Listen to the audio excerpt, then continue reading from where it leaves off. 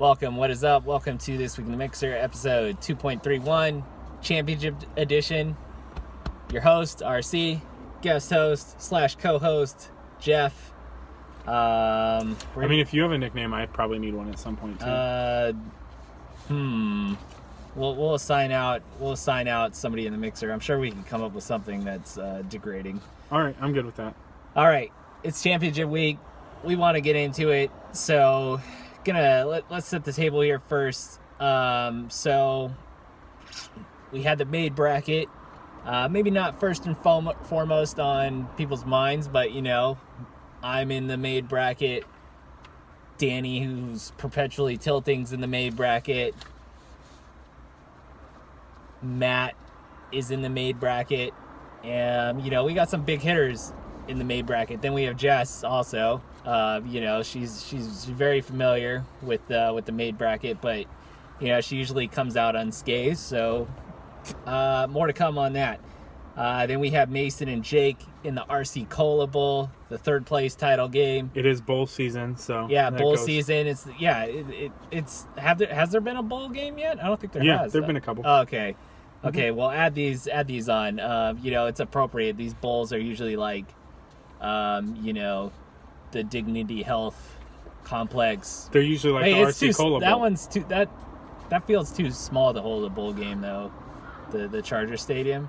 But yeah, RC Cola. It's a perfect name for one of these like pre-Christmas bowl games. So we got the RC Cola Bowl, and then of course, the Dirk Bowl, Jeff versus Sean. Yeah. So let's start with the made bracket results.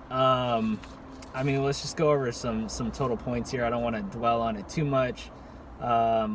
Danny dug himself out of out of a hole. He was, I think, third.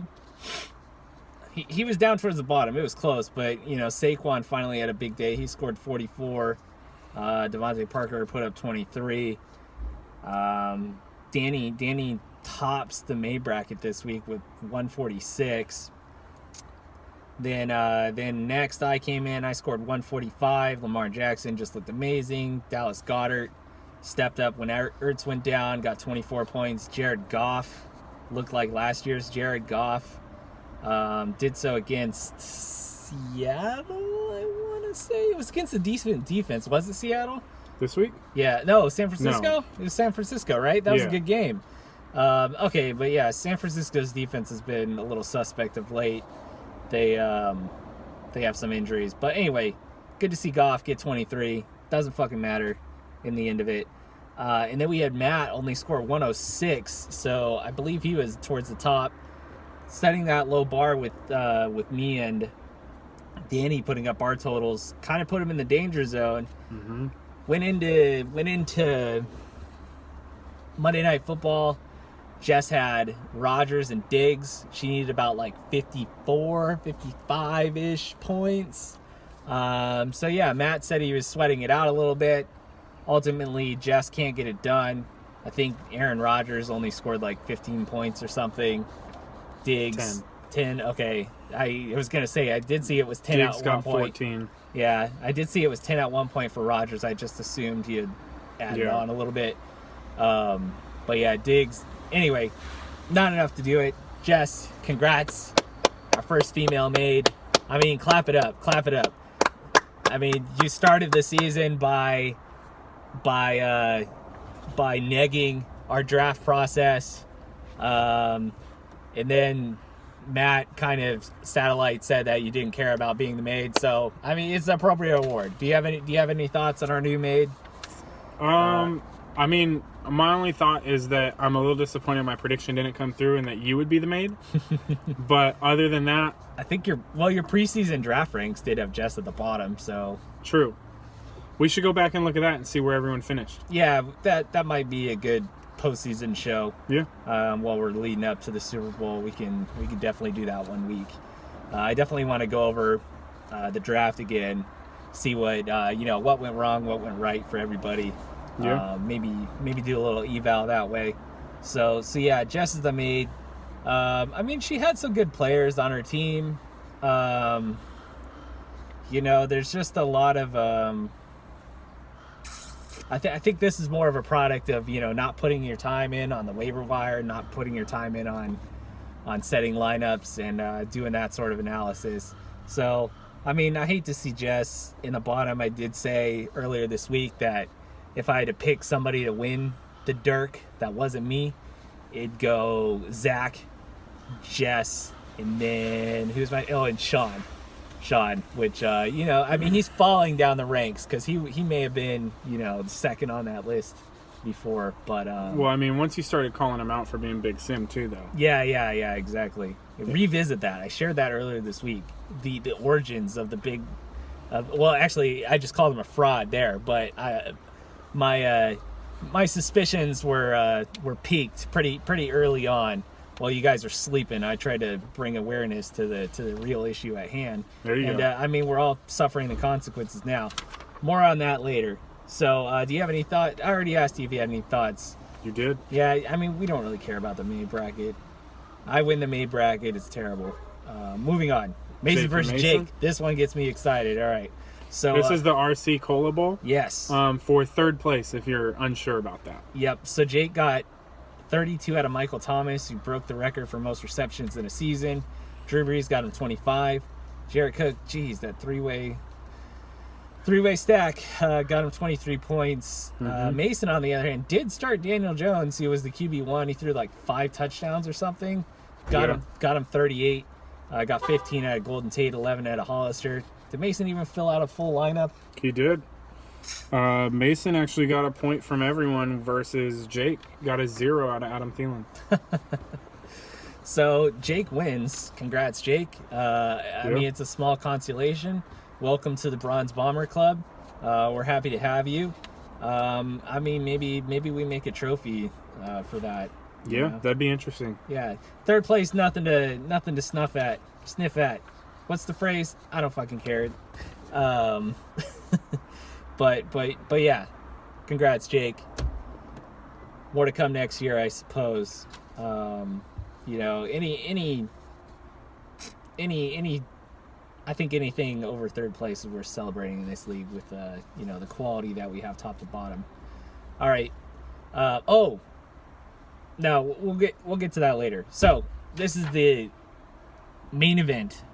Jeff versus Sean title game for the Dirk, for the whole enchilada. Yeah. How'd it go down? So, I mean, this is going back and forth from kickoff on Sunday. Jeff, you got 33 out of Devonta Freeman, who you called your shot when we spoke last week that you were going to start him if Dalvin was out. Put in 33. McCaffrey, he got 15 receptions, 100-plus yards. Yeah. I heard this stat the other day that Christian McCaffrey has... What year is he in? Is this the third or second? Third. He has more receptions than any player in NFL history through 3 seasons. So more than any receiver. Nice. And obviously more than any running back. Yeah. So, I mean, that's a hell of a stat. Do you know who has the most receptions through the first 5 years of their season or career? Or maybe it's 6? It's not Michael Thomas. It's not Michael Thomas. But he's second. And I believe it's Jarvis Landry. It's Jarvis Landry, of all people. Yeah. That's a crazy stat. I mean, he catches, like, a lot of meaningless, 7-yarders. But yeah, it's a pretty wild stat. So, fun Michael Thomas stat, right? And this is one that needs a little context. But Michael Thomas, his yards per catch is 11. Mm-hmm. Right? Which is extremely low. Seems a little low, yeah. For a top-end wide receiver. Like, to use as an example, Chris Godwin's yard per catch is like 15 or 16. Yeah, then you got somebody like Michael Williams on the Chargers who's around 20. And I know Vincent Jackson, when he was on the Chargers, he used to be around 20. Yeah. So yeah, I mean, that is pretty wild. But, product of the Saints offense, they get it done how they get it done, and they put up a shit ton of points every year. Not unlike these two in the final. So you also got 18 out of Kittle. I mean, he seriously looks like the best tight end. I know he may not Is he the top scorer?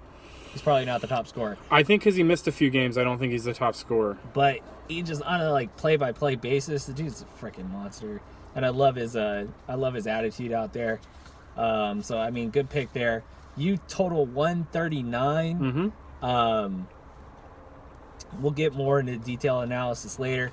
For Sean, he got 29 out of Kamara, 25 out of Tannehill, 20 out of Robert Woods. I assume there was some production from the rest of his team putting in about that same amount. In the end, Sean does enough, goes back-to-back and wins 149 to 139 in one of the better title games that we've had. Mm-hmm. So, I know you're biased, Jeff. What are your thoughts on this matchup? How it played out? What are your emotions like? I mean, just walk us through everything. So, I mean, I'll really just walk you through the one decision that really cost me the title. I don't know from Sean's perspective if there were anything he was planning on doing different or thought about. But from my perspective... Think. Yeah. With Sean. So, from my perspective, I have the Patriots defense. They've been very good all year. I've played Josh Allen most weeks for the season, right? But when we get down to the final, when we're in the playoffs, we're not talking about a season anymore, right? We're talking about 1 week. Yep. So I've kept Mitch on the bench. I'm not a big Mitch fan. I think everyone kind of knows that. But he's played well the last few weeks, So, like, leading into this game, Mitch has gone 20, 26, 34, 18, right? Leading into this. So trending upwards. Played a couple decent defenses in there in Detroit, Dallas, Green Bay, right? So also going into the final, I didn't want to play my starting quarterback against my starting defense because it's kind of, at best you're, breaking even a lot of times, right? So I looked on the waiver wire. There was no defense I wanted to pick up otherwise, right? Because I was thinking about playing Josh Allen. But I decided to just roll with the Patriots. They played well against the Bills the first time. Throw Mitch in there. If I don't make that decision, if I just leave Josh Allen in, I win. He gets 22 points. I win by 3. Yeah. So that one's going to haunt me a little bit. I think the process is right. It's definitely going to haunt you. Yeah. I mean, ultimately, I think the process is right. I just think it is one of those weeks. You're never going to get everything right. I've been pretty lucky all year, and almost every call I've made has gone right. And even this week, right? Like I don't pick up, but I play Michael Gallup. He gets me 14. Yeah. Right? I play Devontae Freeman when I could have played everyone's darling, Mike Boone. Yeah, yeah. But I played Devontae Freeman. He goes for 33, whereas Boone gets 3. Yeah. Right? So that's a 30-point difference. So that ultimately is that one decision on quarterback is what cost me. Also, Sean and I both got a little unlucky during games in that, like, he had Zach Ertz, who at one point was hurt and then came back into the game later. I got a little unlucky with Kyler, who gets hurt early in the third quarter, goes out, who was having a pretty good game. But, that's the kind of stuff that happens on a week-to-week basis. You can't look at that stuff and be like, oh, that cost me. You know what I mean? Yeah. Like I said, what cost me was the decision to play Mitch instead of Josh. And, it happens. So you're telling me you died on Trubisky Hill? I pulled an Anthony and died on Trubisky Hill. Yeah. I don't know what I would have done. Gun to my head. I have real reservations with any Bears player, mainly because of Trubisky. Josh Allen versus the Patriots. I mean, you never know what the Patriots are going to do. Josh Allen is one of those guys where you kind of feel like he has a built-in floor, but the matchup for Trubisky was looking pretty tasty. The Chiefs' defense has been sneaky good lately. They have. So, the Trubisky, that's a tough one. I wasn't all that where I figured Trubisky was going to get me at least 15 based on how things have been going, which would have made this like a 3-point game or 4-point game. I started to get worried in the first quarter when Trubisky overthrows a wide open, I believe it was Allen Robinson, by 2 or 3 yards that probably would have been a 50-yard touchdown. Yeah. That worried me a little bit. And then, of course, this is one of those things too, is the Chiefs have a worse offense than last year. But they hold the ball a little bit longer. And so that hurts in a game like this where, like, I needed the Bears to just get the ball back and keep going. Yeah. Right? And that wasn't happening. I mean, the Chiefs went on 2 or 3 drives that were 5-6 minutes long in the second half that just really cuts into time with your that I needed for Trubisky to put up points. I was watching this game at the Hotel Del. Yeah. Having some drinks, went to the winter wonderland thing they have in the little courtyard there. Being fancy. The baby was, I mean, her laughs, her smiles were on point, and all I could think about was you suffering watching Trubisky. Yeah. It was also such a juxtaposition. So I will say this too, is I didn't watch anything on Saturday or on Sunday, right? Until Bears Chiefs. Mm-hmm. Okay. I was in a liquor store getting snacks. A fifth. Right? And snacks. I saw one play from the morning and afternoon games. Oh, no. You want to know what that one play was? Probably a Trubisky pick. Nope, because he didn't play until the night. Oh. You want to know what that one play was? Alvin Kamara running in from 45 yards out or whatever for a touchdown. Yeah, that's always a bad sign. That's rough. That's a bad sign. It's like I was watching... I just happened to catch like a little bit of an Arsenal game a few weeks ago. I can't remember. It was against like some lower level opponent. Yeah. It was like the 39th minute was the only minute I saw. And I can't remember if it was own goal, but it was like a terrible header. Yeah. That the other team got lucky and put it in. Yeah. And then I was like, oh, fucking course. Yeah. I mean, they ended up winning 3-1, but I just thought it was funny that the 1 minute of the game I saw was the other team's goal. Yeah. I mean, at the end of the day, I always say that I don't mind losing as long as the other team has a good week. Yeah. Right? Sean had a good week. He put up 149. I'm not mad about that. I congratulate Sean. Going back-to-back is impressive. Just winning this league once is impressive. I haven't done it. And so, still on that grind. But congrats, Sean. Maybe now you'll pick up the trophy. Yeah. Such much. disrespect. There's so much disrespect in this league right now. It's oof. Got people saying they don't care. It doesn't matter. Here's the thing. It's just sharing too much Padre offseason bullshit. It's just like, when someone doesn't pick up a trophy, it's like, let's say we bet $100 and you won. Yeah. And I'm like, hey, Rob, I got your $100. And you're like, nah, don't worry about it. Right? Just the disrespect. Right? It's just disrespectful. It's like, oh, I don't need it. I just want you to know I want it. Yeah. Right? That's the level of disrespect coming from Big Sim right now. There's probably a hologram or like some just artifacted representation orb in Sean's domicile. Yeah. Somewhere. So that's why he doesn't need it. He probably knew about this 5 years ago anyway. He's been planning this. Yeah. Which, I mean, I do have to say, I kind of mentioned it in the Mixer chat earlier. On the slim chance that Sean is actually a real person, congrats. You won. You went back to back. Last year you did it kind of dominating. This year you kind of had a run, one of those late season runs that, I guess like the Giants. This is legitimate, like the runs that 2007 you said? Yeah, Giants, that's what I felt like. Giants right? were the wild card, came out of nowhere and took down the Giant. Yeah. Congrats, Sean. Really somber status in the Mixer. Everybody's bummed that somebody went back to back. There's a lot of people like Mason who've never won the Dirk. It's got to be even rougher for them.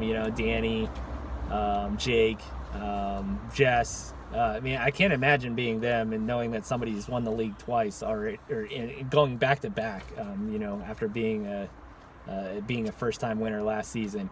So yeah, nobody was sending out congrats. GG's. It was just like silent in the chat. I was like, really? I'm gonna be the one that checks in and congrats and sends the congrats to Sean. Yeah. So anyway, you won. Everybody's gonna be coming for you next year. We cannot, this is gonna start the dynasty talk, right? Like 2 in a row. Yeah, a lot of teams have done that in the past, but 3 in a row, even making a run to another final, or That'd be impressive. Or 3 out of 4, 3 out of 5. The dynasty window is open for Sean. Yeah. And he does zero prep, prints out his draft sheet before. Who knows what the fuck site he's using?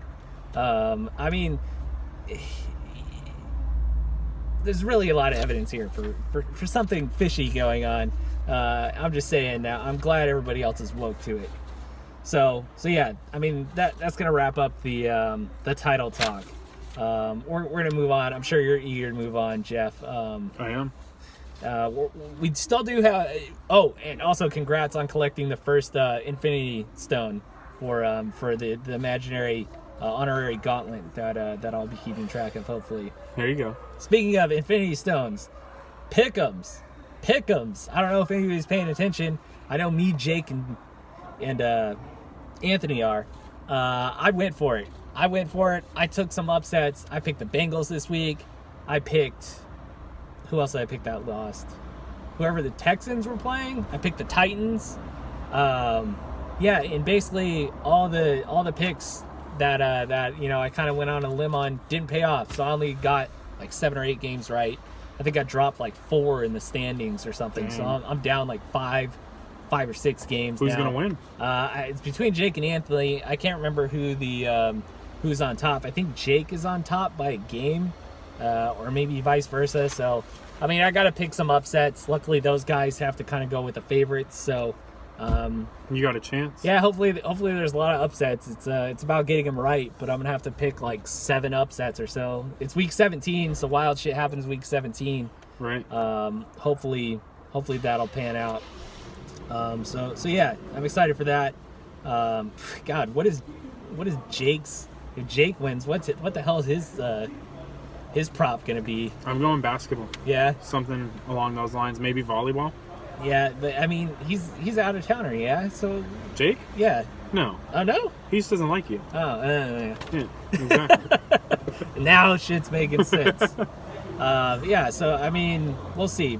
We'll recap pick'ems when we next meet. All right. So I wanted to get into some general season wrap up talk, specifically we'll talk about our teams. What are your thoughts about about the postseason in general? What's your mindset heading into next year? What's your overall analysis of this season for yourself, for your team? And are we keeping this to just like mixer or like just overall? Yeah, I mean you could sprinkle in a little bit of each, but so the mixers. It is this week in the mixer. It's not right. this week in the that, league. But this week in the leagues that don't matter. Right.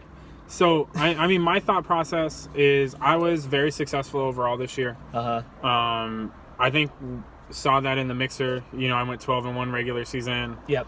Most points scored since I've been in the league. I mean, weekly I averaged, I think it was like 160 points a week or something like that.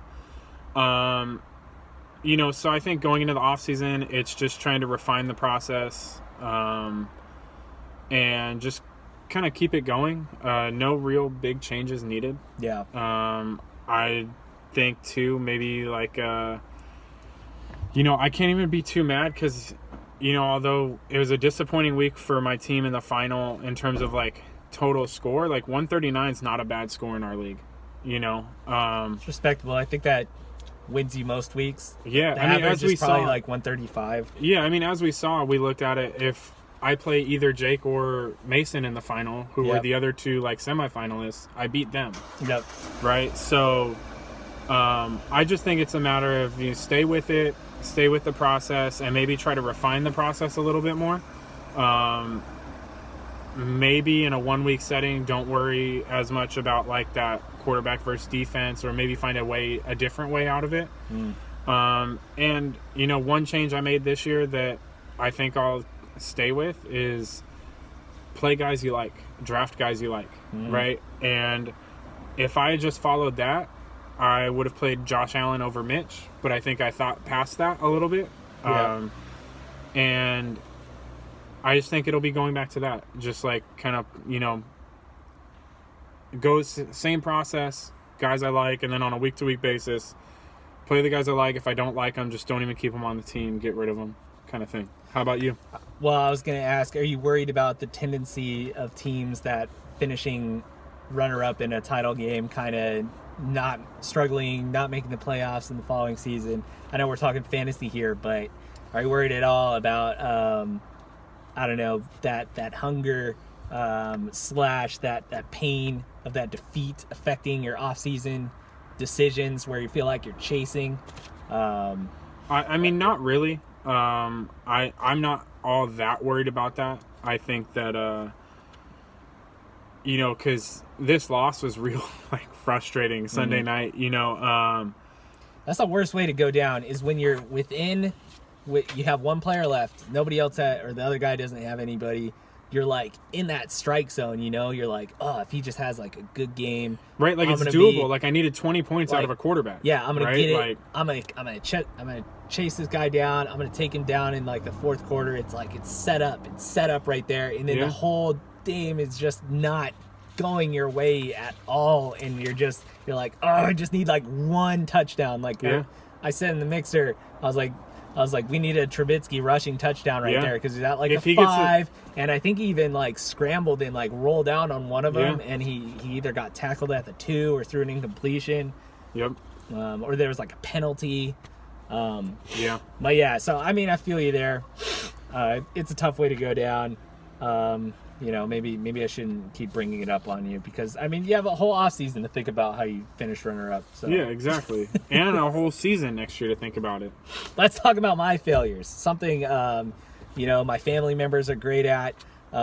'Tis the season, and why not vent some? So the way I see it, this is the worst possible outcome for me in this league. Sean went back to back. You know, I blew the whistle on him early. He called him a fraud. And, you know, I'm looking like Max Kellerman projecting the downfall of the Patriots every year. Sean goes back to back after I call him a fraud. So yeah, bad. Your team had the best record. Little do people know, Jeff keeps a record of how everybody's doing over the seasons. Me and this guy were right at the top. I had you by like a few games and some points. And you chased me down. You told me a few weeks ago that I think we're tied now. Oh, okay. In terms of total wins since I've been in the league. Yeah, so I mean, I no longer have that to fall back on. That I'm clearly the year-on-year best owner. Missed the playoffs, obviously, and then like just had a really off season. However, I probably made one of the best picks in arguably mixer history, where I got Lamar Jackson. I think I got him in like the 6th round or something in a 2-quarterback league, and he's I don't know if he's on pace to score the most fantasy points ever. So he's not. What is okay? Mahomes did last year. Okay. And I took Mahomes in like the 14th round last year. Fuck you. All right. Well, we're gonna. Well, Mahomes is out of nowhere though. Like Lamar Jackson, at least like he had a little bit of that. Just keep justifying it. Okay, one of the second best picks ever. Best player this year though, and got nothing to show for it. Didn't even make the playoffs. And then on top of it, like it's not even comically bad, because I won the made bracket. So it's like, it's just, and there's no, I mean, it's not like the 3rd place game or anything. It's just, what do you get for winning the made bracket? You don't get to take home a trophy. Yeah, it's terrible. Anyway, I'm done talking about the league. I want to talk about something that kind of got me triggered. You know, and I think it ties in, you know, always talking about, you know, simulation theory, how their agents are controlling our world, how, you know, we got a back-to-back winner now, the satellite guy, just like kind of Matt pointed out, who called in his picks, or was texting in his picks And does so to the effect where he freaking wins the whole thing, makes an improbable late season run. So yeah, our senses are heightened. I'm acutely sensitive to any evidence of Big Sim and negatively impacting our world. Everybody's been watching The Mandalorian, right? Yeah. One of the most glaring, obvious evidence of Big Sim destroying all that we love and sacred. Baby, okay, spoilers. If you haven't watched the last episode of The Mandalorian, aired last week, I think Wednesday or something. Before The Rise of Skywalker came Do not watch this. It's a spoiler. Baby Yoda got freaking captured. And so Mando, he meets up with, what's his name? Queel, Sure. and I think it's voiced by Nick Nolte or something, the little Hobbit gopher character. Meets up with him. He just happens to have this killer droid that says he's reprogrammed. There was a nice little montage of the guy, of the little robot learning how to walk and set boxes down, which I don't know what really served much of a purpose other than to make us feel for this this Chappie reject or Chappie wannabe. Well, it was IG-11. It was the assassin robot. Yeah. IG-11 is his name. And then Queel says, "Oh, we can have him watch Baby Yoda while they go on this kind of diversion mission to kill the guy who wants Baby Yoda." Yeah. The what did they call him? Not the buyer. The client. I think they call it the client. It's the client of the whatever Assassin's Guild. The guild, I think, is all they refer to it as. And then Mando's like, "Fuck that! I don't trust that guy. He's an agent of Big Sim." And I'm like, Mando, my man, dumb Mando, dumb man, Mando. But yeah, okay. And so Queel's like, "All right, well, we'll bring the little guy with us." So they bring Baby Yoda with IG-11. Okay, no, we'll do that in a minute. Sorry, I'm getting ahead of myself. So IG-11 stays back. You don't see him for the rest of the episode. And then Baby Yoda saves the guy who looks like he'd be Chubbs' younger brother. Don't know his name. He does his force power, heals his little arm burn that he got from, I don't know, was that friendly fire? Or was that the alien pterodactyls that was too dimly lit to see why the fuck that even mattered? But I mean, it was pretty cool seeing Star Wars pterodactyls. Yeah. Anyway, so he's like, oh, he kills the other guys that, it was a setup. Shocker. That was the setup. When I was like, okay, obviously this is a fucking setup for this guy to get Baby Yoda. Right. Anyway, change of heart, right? So then they decide to send Baby Yoda back with Queel on the freaking little lizard iguana horse. Yeah. And then they run into Gus Fring, and he's like, ha ha ha. Little do you know what the power you contain or whatever. He's referring to Baby Yoda, and he's like, I'm already after him. So somebody fucking tipped off Gus Fring that Baby Yoda wasn't in the little pram. Right. Who did it? Wasn't Mando. Wasn't Gina Carano. She's ride or die. Wasn't Queel. He died. He literally died. So IG-11's the only one who maybe could have contacted them. He was after Baby Yoda in the first place. Yeah. You never know. Big Sim. It's a robot. How could you... They're trying to tell you something, Rob. Why did they bring him back? Everyone liked him. Guys, we had Sean dead to rights. He was 4-9. Mm-hmm. We let him climb back. We didn't score enough points. He got in. He wins. I mean, can you do me a favor?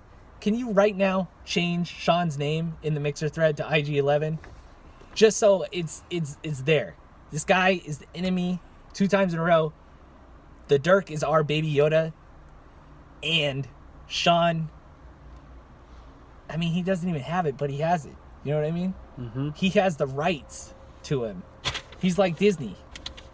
He has the rights to everything. They own the SEC now. I thought about that. They have Okay, they have Star Wars, they have Marvel, they have Disney, all of Disney, Yeah. and they have the SEC. That's why the SEC's trash now. I think they're going to put a lot of money into it. So they're going to need to hire better announcers. I mean, do you have any thoughts on The Mandalorian? Are you following the dots I'm connecting? Yeah, I am. And we still don't know what happened to him. Is there going to be an episode this week? Yeah, there will. Oh, man. Yeah. I'm triggered. We lose the Dirk Deshaun. We lose Baby Yoda to another Big Sim agent. Mm-hmm. Oh, Merry Christmas, everybody. You done? Yeah. Hope everyone has a good Christmas. All right. Except Epstein. Because he didn't kill himself. Yeah, I know. So sad. See you guys.